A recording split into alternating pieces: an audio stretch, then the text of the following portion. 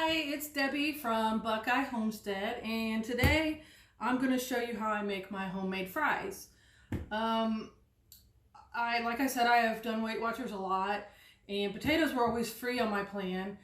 But the problem was when you get French fries from the store, you would scan them and they would be like 4 points per serving, and it was crazy. And it's because they add oil and that kind of stuff to the potatoes, and then when you bake them, the oil is already in there. So I love French fries. So I wanted to find a way to be able to fill my cravings for that. So I looked around on the internet for a while trying to find like a way to get my French fries to be more like French fries from the package. And this is the way I do it now. They taste way better than the ones in the package, in my opinion. Plus, they don't have any toxic ingredients in them, things that you can't pronounce. They're pretty simple. They're a little time consuming. The first thing you want to do is to cut your potatoes up into equal sizes. Now, I was so lucky. I got this at a Goodwill for a few dollars, and it has been worth its weight in gold. It comes with different plates to make different sizes. This to me is like the perfect size. It makes things so much easier. I've seen the hand ones too, though. I think those work pretty well.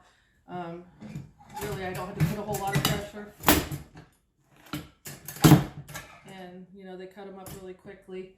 So that's the first thing. And I do make quite a bit because I do freeze these. So this recipe is to show you how to make them to freeze. So what you do first, after you cut them up, is you fill it up with water and you rinse it about 3 times to get the water to be more clear. So you're rinsing the starch off. It helps them become a little bit more crispy when you cook them in the oven. So that's the first thing I'll do. And then while I'm doing this, I have a big stock pot on the stove full of water that I'm going to bring to boil. So after I rinse them 3 times, then I'm going to throw them in the stock pot and I'm going to cook them for about 5 minutes. After that 5 minutes, we're going to lay them out and let them dry. And then they'll be put into the freezer. So that's what's going to happen in the next few minutes.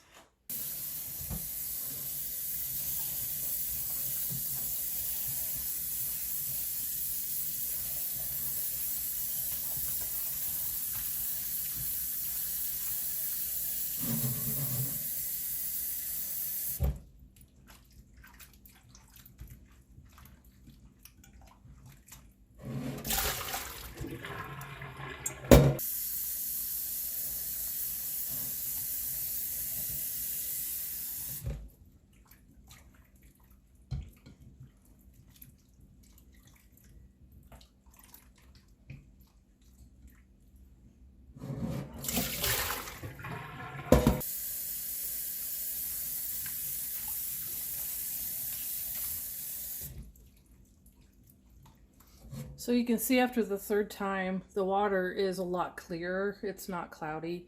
If it's still pretty cloudy, I would rinse it one more time. But I'm really happy with where it's at now. I think that it's been rinsed pretty well. Water is boiling, then I'm going to throw my fries in here. Depending on how many I do, I will do it in separate batches, but I think these all might fit in there. Yeah, this should be fine. Alexa, set a timer for 5 minutes. Okay, so it's been 5 minutes and I'll check one of them. I like them, they're not going to be soft, but you want enough of that crunch to be gone so that they're like partially cooked. And I usually just kind of pull it apart, and if it like does it quite easily, but you don't want them soft, but you just want, you know, a little bit cooked, then they're good. So I'll turn the heat off, and I'm going to put them on paper towels to drain. Now I have these really cheap paper towels, like my husband, somebody gave them to him, and if you've seen my other videos, you know I don't like to waste anything. So we use them for this kind of thing, but I'm going to kind of spread them out so they have a chance to drain.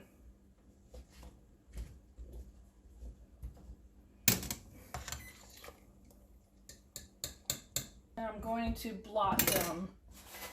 I want them to have as little bit of water as possible because when they go in the freezer, we don't want like ice crystals.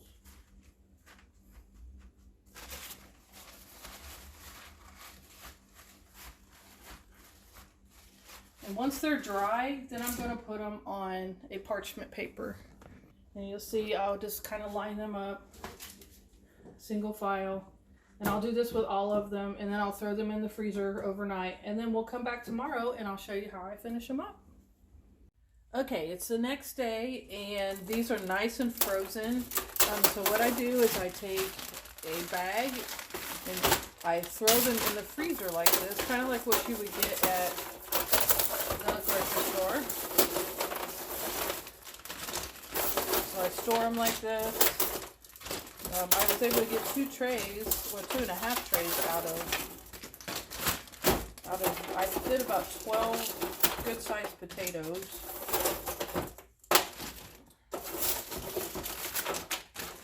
I do save my parchment paper, and I use it again to freeze on for some reason, and that could be because maybe they were a little not as dry as they should have been. They are sticking to the parchment paper a little bit.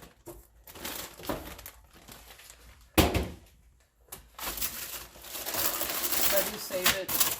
And I'm going to make some of these now. I've preheated my oven to 450 degrees. And usually, and we'll go ahead and do that, I'll take like a baggie and I'll throw, however much I want to make in there. And then I'll kind of dribble some oil on it. And then I just kind of spread the oil around. I found this way works really well, and that I don't have to put as much oil. And it still come out kind of crispy. I do salt them now. But I got this pan at Sam's. It's kind of like an air frying type pan, and I've never used it for this, and I'm going to try it. So I have 2 ovens, so I have one heated up to do this one, and I'm going to try it on this one without oil, but I do want to spray them.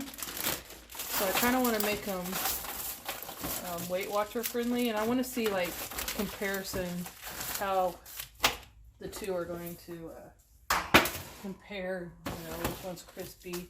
So I'll take these and I'm just going to use my spray. Almost empty. Because I know when you air fry that you really do need to have some kind of oil on it, or it'll just come out really dry. So I'm going to put these on the counter. I have to be a little bit careful. So these cut grates. I want to see what the difference is. If I don't have to use oil, I prefer not to. So the spray stuff is, a lot healthier in calories. So as soon as my ovens are up to temperature, I'm going to throw those in for about 20 minutes.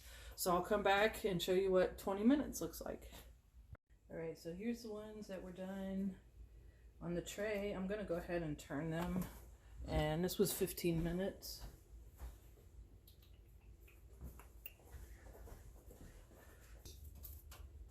And I'll put them back in the oven for 5 more minutes. And then here's the ones that were done on the air frying tray. And I think I'm going to put them in for another 5 minutes too, but I don't have to turn them. Alright, so we got them both out of the oven. And I really like the consistency of the ones that were done on this. They're crunchy on the outside and soft on the inside, which is the same as this. But when I tasted them, these had more of a done taste and these didn't. I did realize that I didn't salt these, so they do need some salt before I put them in, but overall I'm happy with them. This is a nice Weight Watcher friendly, calorie friendly version. This is actually good too, so either way. So I hope you enjoyed the video, and I hope to see you again.